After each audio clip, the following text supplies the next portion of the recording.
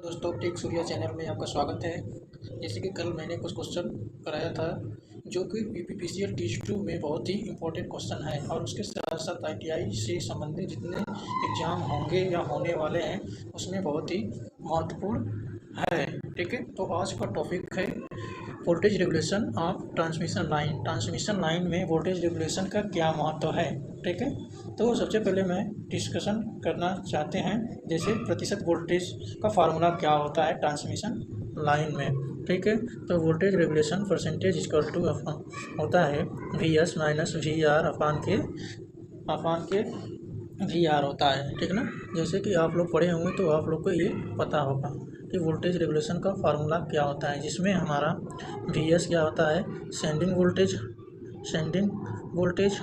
ठीक है, और वी आर हमारा क्या होता है रिसीविंग वोल्टेज। क्या होता है रिसीविंग वोल्टेज। ठीक है, तो इसी प्रकार हम जितना भी वोल्टेज रेगुलेशन से क्वेश्चन बनेगा हम आपको इस वीडियो में बताएंगे। ठीक ना, जैसे क्वेश्चन पूछता है कि lagging power factor for voltage regulation का मान क्या होता है। ठीक है, तो लैगिंग वोल्टेज रेगुलेशन पर आपका लैगिंग पावर फैक्टर पर वोल्टेज रेगुलेशन का मान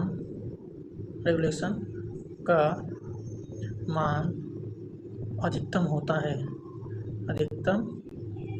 है। ठीक है, कभी कभी क्वेश्चन कर देता है कि लैगिंग पावर फैक्टर पर वोल्टेज रेगुलेशन कैसा होता है, तो कैसा होता है धनात्मक होता है। ठीक है ना, धनात्मक देखने को मिलता है, धनात्मक वोल्टेज रेगुलेशन हमें प्राप्त होता है। ठीक है, रेगुलेशन प्राप्त होता है। ठीक है, इसका फार्मूला होता है theta equal to tan inverse x by r. ठीक है, हमारा क्या है इससे पावर फैक्टर, इसमें हम वोल्टेज रेगुलेशन को आराम से फाइंड कर सकते हैं। ठीक है ना, तो ये क्वेश्चन मैक्सिमम आपको देखने को मिलेगा जो बहुत ही इम्पोर्टेंट टॉपिक है जो आईटीआई में कभी नहीं आपको मिलेगा। ठीक ना, अगला क्वेश्चन की तरफ बढ़ते हैं जैसे कि जब वोल्टेज रेगुलेशन का मान वोल्टेज रेगुलेशन इज जीरो। ठीक ना, जब वोल्टेज रेगुलेशन का मान शून्य होता है तो उस टाइम हमें कैसा पावर फैक्टर देखने को मिलता है। ठीक ना, जब वोल्टेज रेगुलेशन शून्य हमारा होता है तो उस टाइम संचरण लाइन में यानी ट्रांसमिशन लाइन में अधिकतम यानी कि अग्रगामी पावर फैक्टर मिलता है। ठीक ना, क्या अग्रगामी पावर फैक्टर मिलता है। ठीक है, इसमें अगर हम देखेंगे क्या बोलते हैं कि कोण के अनुसार इसमें देखेंगे क्या क्या प्राप्त होता है। ठीक ना, तो हमें इसमें क्या थीटा के अनुसार क्या वोल्टेज रेगुलेशन प्राप्त हुआ है tan inverse x by r होता है। लेकिन जब हमारा वोल्टेज रेगुलेशन का मान शून्य होता है तो उस टाइम क्या होता है theta r equal to tan inverse r y x हमें देखने को मिलता है। क्या देखने को मिलता है। ठीक ना, मिलता है। इसी प्रकार अब जानते हैं कि इसका हमारा ट्रांसमिशन लाइन में बहुत ज़्यादा इफेक्ट होता है। अगर ट्रांसमिशन लाइन में वोल्टेज रेगुलेशन का मान जितना कम से कम होगा उसका दस्ता हमें अच्छा प्राप्त होगा। ठीक ना, क्या तो वोल्टेज रेगुलेशन का मान कैसा होना चाहिए ट्रांसमिशन लाइन में। वोल्टेज रेगुलेशन का मान ट्रांसमिशन लाइन में कैसा होना चाहिए कम से कम होना चाहिए जिससे क्या होता है कि संचरण दस्ता हमारा बढ़ जाता है। ठीक है, बढ़ जाता है। हमने पढ़ लिया कि जब लैगिंग पावर फैक्टर होगा तो हमें कैसा प्राप्त होगा अधिकतम वोल्टेज रेगुलेशन प्राप्त देखने को मिलेगा। लेकिन जैसे ही हमारा वोल्टेज रेगुलेशन शून्य होता है उस टाइम हमें कैसा पावर फैक्टर देखने को मिलता है अग्रगामी। ठीक है, इसी के साथ मैं आगे बढ़ता हूँ। ठीक है, कि जब हमारा वोल्टेज रेगुलेशन ऋणात्मक होता है तो ये किस कंडीशन में हमें प्राप्त होगा। वोल्टेज रेगुलेशन का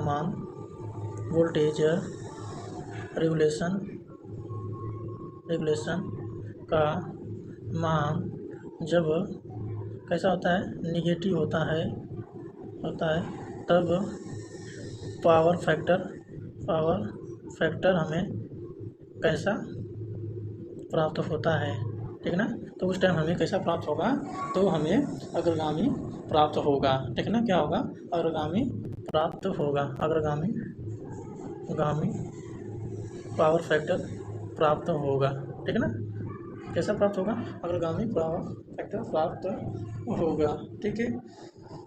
इतना होने के बाद अब क्या होता है कि मान लीजिए कि हमारा इतना कंडीशन वोल्टेज रेगुलेशन से प्राप्त होता है, लेकिन कुछ कंडीशन और अप्लाई होता है कि मैक्सिमम वोल्टेज रेगुलेशन कब प्राप्त होता है, ठीक ना। मान के चलिए अगर जीरो रेगुलेशन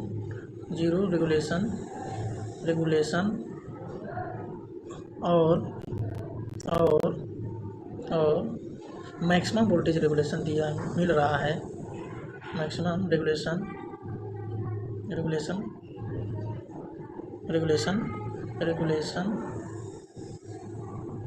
मिल रहा है या मिलना चाहिए, तो उस टाइम कौन सा केस होना चाहिए, या मतलब हमें कैसा कोण प्राप्त होगा जो कि हमें शून्य नियमन के साथ साथ अधिकतम वोल्टेज रेगुलेशन प्राप्त हो जाए, ठीक ना। तो उस टाइम हमें क्या होगा, थीटा इक्वल टू π/4 यानी कि 45 अंश पर हमें दोनों वोल्टेज नियमन प्राप्त होगा, ठीक ना। ये दोनों वोल्टेज नियमन प्राप्त होगा, ठीक है। तो ये वोल्टेज नियमन का हमारा हर जगह इसका बहुत ही महत्वपूर्ण होता है। लास्ट क्वेश्चन हम डिस्क्राइब करना चाहेंगे, जैसे, ठीक ना, कि वोल्टेज